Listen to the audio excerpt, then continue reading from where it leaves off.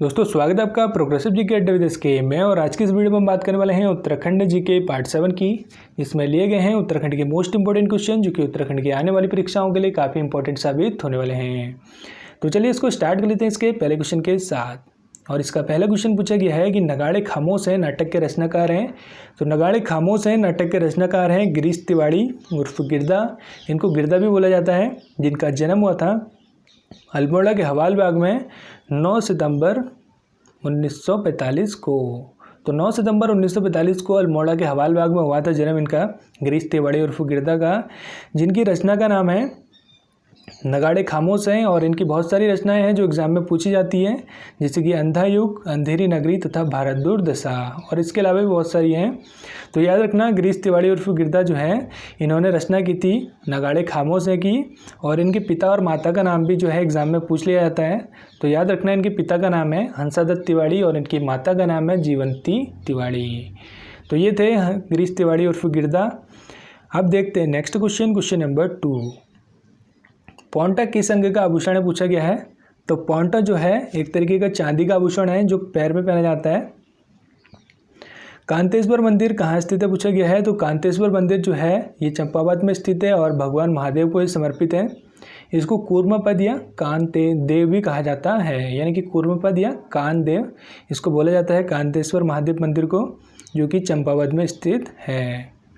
चांचरी नृत्य कहाँ किया जाता है पूछा जाता है गया है। तो चांचरी नृत्य जो है गढ़वाल क्षेत्र में किया जाता है। ये बसंत ऋतु के टाइम पे किया जाता है स्त्री और पुरुषों के द्वारा चांदनी रात में। एक नृत्य होता है जो कुमाऊं में किया जाता है, उस नृत्य को बोलते हैं झोड़ा नृत्य।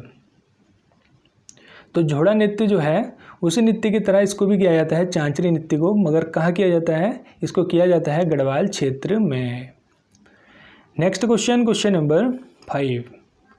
आषाढ़ी कौतिक मेला कहाँ लगता है पूछा गया है। तो आषाढ़ी कौतिक मेला लगता है चंपावत में, और चंपावत के देवीधुरा में लगता है रक्षाबंधन के दिन आषाढ़ी कौतिक मेला।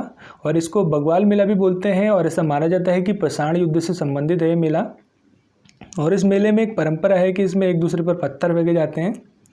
तो याद रखना आषाढ़ी कौतिक मेला जो है ये चंपावत देवीधुरा में लगता है रक्षाबंधन के दिन। Next question, question number 6।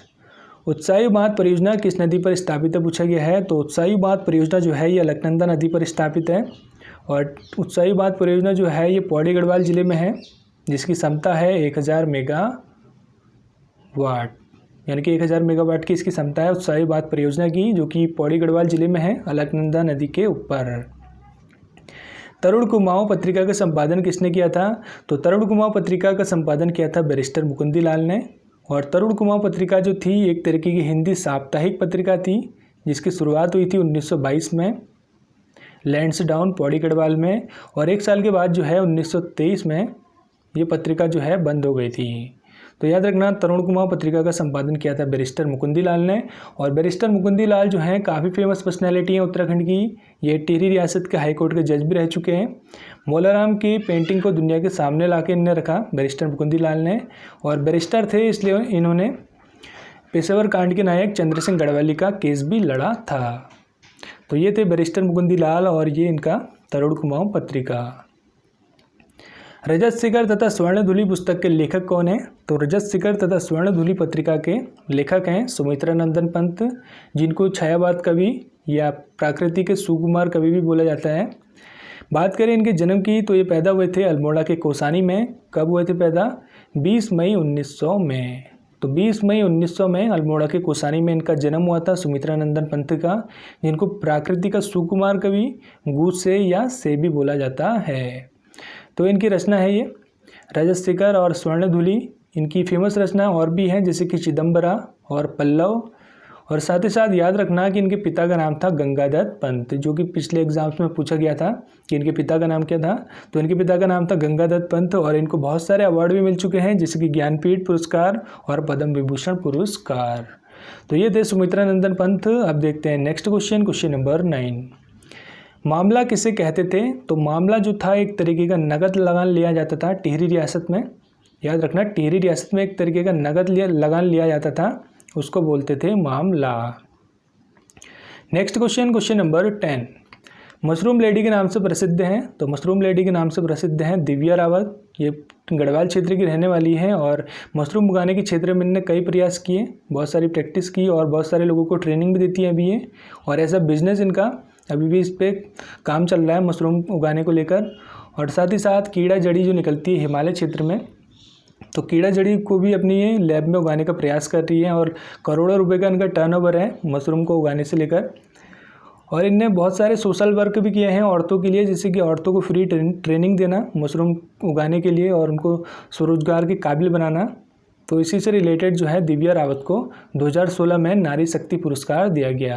तो याद रखना 2016 में दिव्या रावत को नारी शक्ति पुरस्कार दिया गया। क्यों? क्योंकि इन्होंने महिलाओं को स्वरोजगार देने का प्रयास किया मशरूम की खेती से। नेक्स्ट क्वेश्चन नंबर 11, हिल्डोला मस्तानी मोरध्वज दंपत्ति चित्र किससे संबंधित है? तो हिल्डोला मस्तानी मोरध्वज दंपत्ति चित्र जो है ये मौलाराम से संबंधित है। मौलाराम जो थे ये पवार वंश के चित्रकार तथा कवि थे। अभी बैरिस्टर मुकुंदी लाल का जिक्र हुआ था, तो बैरिस्टर मुकुंदी लाल जी ने इन्हीं के चित्रों को दुनिया के सामने रखा था। पवार वंश के काफ़ी फेमस थे, काफ़ी सारे क्वेश्चन इन पे बन चुके हैं, लेकिन जो आजकल इन पर क्वेश्चन बनने हैं वो इस तरीके के हैं कि इनका परिवार का पेशा क्या था। तो सुनार का था इनका पेशा, पारिवारिक पेशा। और इनके पिता का नाम पूछा जाए तो इनके पिता का नाम था मंगत राम, माता का नाम था रामो देवी और गुरु का नाम था इनका राम सिंह। और जो पृथ्वीपति शाह के टाइम पे औरंगजेब का भतीजा था सुलेमान सिको, पृथ्वीपति शाह के टाइम पे शरण मांगने के लिए आया था गढ़वाल राजवंश में। तो उसके साथ 2 पेंटर आए थे, तो 2 हिंदू पेंटर थे उसके साथ आए हुए। तो वो पेंटर जो है वो पवार राजवंश में ही रह गए थे हमेशा के लिए। तो माना जाता है कि मौलाराम जो थे उन्हीं के वंशज हैं। तो ये थे मौलाराम। अब देखते हैं नेक्स्ट क्वेश्चन नंबर 12, टिहरी में अंग्रेजी शिक्षा की शुरुआत की थी। तो टिहरी में अंग्रेजी शिक्षा की शुरुआत की थी प्रताप शाह ने। और प्रताप शाह जो थे ये पवार राजवंश के 57वें राजा थे। टिहरी प्रांत में प्रिंटिंग प्रेस की स्थापना इन्होंने की थी, प्रताप प्रिंटिंग प्रेस। सर्वप्रथम पुलिस विभाग की स्थापना भी इन्होंने की टिहरी राजवंश में। और साथ ही साथ जो प्रताप नगर है वो इन्हीं के नाम पर बसा हुआ है। तो याद रखना अंग्रेजी शिक्षा की शुरुआत की थी प्रताप शाह ने टिहरी में। नेक्स्ट क्वेश्चन नंबर 13, तल्ला महल का निर्माण करवाया था। तो तल्ला महल का निर्माण करवाया था उद्धोत चंद ने। इसको चंद वंश का तपस्वी शासक भी बोला जाता है, तपस्वी राजा। कौन? उद्धोत चंद। और पिथौरागढ़ से एक ताम्रपत्र प्राप्त हुआ था, बरम ताम्रपत्र। तो पिथौरागढ़ का बरम ताम्रपत्र जो था वो उद्धोत चंद से ही रिलेटेड था। तो बहुत सारे इसने काम करवाए, इसको तपस्वी राजा बोला जाता है। तराई क्षेत्र में आम के बगीचे भी इसने लगवाए। और साथ ही साथ याद रखना कि ये फतेह शाह का समकालीन था। कौन था? उद्धोत चंद था जिसने बनाया था तल्ला महल। और बात करें अगर मल्ला महल की, तो मल्ला महल का निर्माण करवाया था रुद्रचंद्र ने। तो ये था तल्ला महल जिसको बनाया था उद्धोत चंद ने। और मल्ला महल की बात करें तो मल्ला महल को बनाया था रुद्रचंद्र ने। नेक्स्ट क्वेश्चन नंबर 14, टिंचरी माई पुस्तक किसने लिखी पूछा गया है। तो टिंचरी माई पुस्तक लिखी थी कुलदीप रावत ने। कब लिखी थी? 2007 में लिखी थी। और टिंचरी माई जो पुस्तक है ये दीपा नौटियाल के ऊपर है। टिंचरी माई का नाम सुना होगा आपने, दीपा नौटियाल है उनका नाम, जिन्होंने शराब मुक्ति और नशा मुक्ति और शराब पर बैन के लिए बहुत सारे प्रयास किए जिससे कि शराब बैन हो सके और नशा मुक्त समाज हो सके। तो इसी से रिलेटेड थी टिंचरी माई जिनका नाम था दीपा नौटियाल। तो उन्हीं के ऊपर ही लिखी गई ये पुस्तक जिसको लिखा है कुलदीप रावत ने 2007 में। नेक्स्ट क्वेश्चन नंबर 15, किस रानी के काल को ब्लैक पीरियड ऑफ गढ़वाल कहा जाता है। तो ब्लैक पीरियड ऑफ गढ़वाल कहा जाता है किस रानी के काल को? इसका आंसर है जिया कनकदई। और कनकदई जो थी ये प्रदीप शाह की संरक्षिका थी, याद रखना, जिसको बोला जाता है black period of Garhwal. Next question number 16, Hargovind Pant के राजनीतिक गुरु कौन थे। तो हरगोविंद पंत के राजनीतिक गुरु थे बाल गंगाधर तिलक। और हरगोविंद पंत का जन्म हुआ था अल्मोड़ा में 19 मई 1885 में। तो 19 मई 1885 में अल्मोड़ा में जन्म हुआ था हरगोविंद पंत का। और 1916 में जो कुमाऊं परिषद की स्थापना हुई थी, तो कुमाऊं परिषद की स्थापना करने वालों में से एक ये थे हरगोविंद पंत जी। और साथ ही साथ इनने एक पुस्तक भी लिखी है कि सल्ट पर कैसी बीती।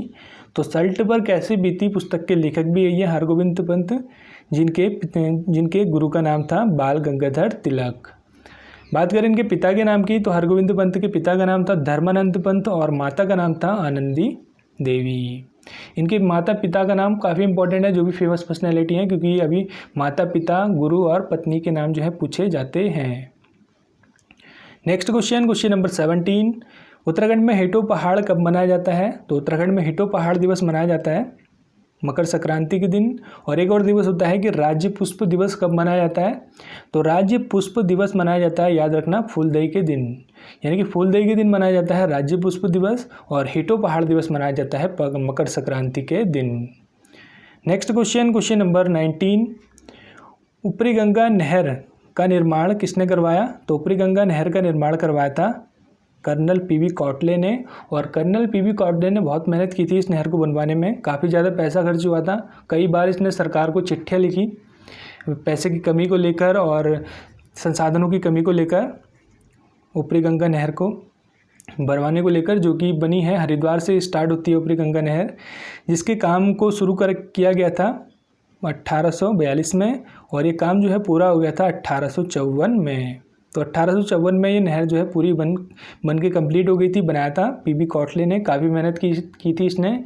और हरिद्वार के जो पुजारी थे उन्होंने भी काफ़ी विरोध किया था इस नहर को लेकर कि गंगा का जो नहर है, गंगा का जो पानी है वो किसी नहर में कैद नहीं किया जा सकता। इसको लेकर काफ़ी हंगामा हुआ, तो उनके विरोध को भी झेलना पड़ा इसको, पीवी कौटले को। तो याद रखना, इसकी नहर बनाने की शुरुआत हुई थी 1842 में, और ये नहर जो है ख़त्म हो गई थी बनके 1854 में। और इस नहर का जो है उद्घाटन किया था 1854 में लॉर्ड डलहौजी ने।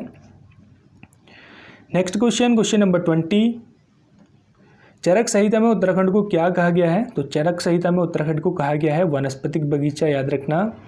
नेक्स्ट क्वेश्चन नंबर 21, सिरमौर के डाकुओं के दमन का श्रेय जाता है? तो सिरमौर के डाकुओं का दमन का श्रेय जाता है महिपति शाह का। महिपति शाह जो है काफ़ी कम समय तक इसने राज किया, 3 या 4 साल या फिर 3.5 साल का इसने राज किया महिपति शाह ने, जो कि पवार वंश का 46वां राजा था। इससे रिलेटेड काफ़ी इंपॉर्टेंट फैक्ट्स हैं, महिपति शाह से रिलेटेड एक पूरा टॉपिक बन सकता है आधे घंटे का। तो फिलहाल इसको शॉर्ट में निपटाने की कोशिश करेंगे कि महिपति शाह जो था ये कर्णावती का पति था, पृथ्वी शाह का पिता था, जिसने कि औरंगजेब के भतीजे सुलेमान सिक्कों को शरण दी थी अपने वहाँ। पृथ्वी शाह था उसका नाम, तो उसके पिताजी थे महिपति शाह। और साथ ही साथ जो श्याम शाह था, जिसको कि गढ़वाल वंश का मोहम्मद तुगलक बोला जाता था, श्याम शाह, उसका चाचा था महिपति शाह। और एक और फेमस पर्सनैलिटी माधव सिंह भंडारी। तो माधव सिंह भंडारी जो था वो भी इसी का सेनापति था, किसका? महिपति शाह का, जो कि पवार वंश का 46वां राजा हुआ। तो याद रखना, सिरमौर के डाकुओं का अंत किया था महिपति शाह ने। काफ़ी इंटरेस्टिंग जो है ये पर्सनैलिटी है। नेक्स्ट क्वेश्चन नंबर 22, काफल का वैज्ञानिक नाम पूछा गया है। तो काफल का वैज्ञानिक नाम है मरिका एस्कुलेटा, और काफल जो है हमारा राज्य फल है, याद रखना। नेक्स्ट क्वेश्चन नंबर 23, राज्य में सर्वाधिक लीची उत्पादक जिला है। तो राज्य में सबसे ज़्यादा लीचियाँ जो उगती है वो उगती है देहरादून क्षेत्र में। नेक्स्ट क्वेश्चन नंबर 24, स्वतंत्र आंदोलन के दौरान देहरादून का सुल्तान किसे कहा गया? तो स्वतंत्र आंदोलन के दौरान देहरादून का सुल्तान कहा गया महावीर त्यागी को। और महावीर त्यागी जो थे ये देहरादून से सांसद भी रह चुके हैं, और ये पैदा हुए थे, इनकी पैदा होने की बात की जाए तो 31 दिसंबर को ही पैदा हुए थे। 31 दिसंबर 1989 को ही पैदा हुए थे महावीर त्यागी, जो कि मुरादाबाद में पैदा हुए थे, और आगे जाके देहरादून के सांसद भी इनको चुना गया। और ऐसा माना जाता है कि मोतीलाल नेहरू और जवाहरलाल नेहरू से इनके काफ़ी अच्छे संबंध थे, काफ़ी जो है ये मुफ्त टाइप के आदमी थे। नेक्स्ट क्वेश्चन नंबर 25, और आज का आखिरी क्वेश्चन है दोस्तों।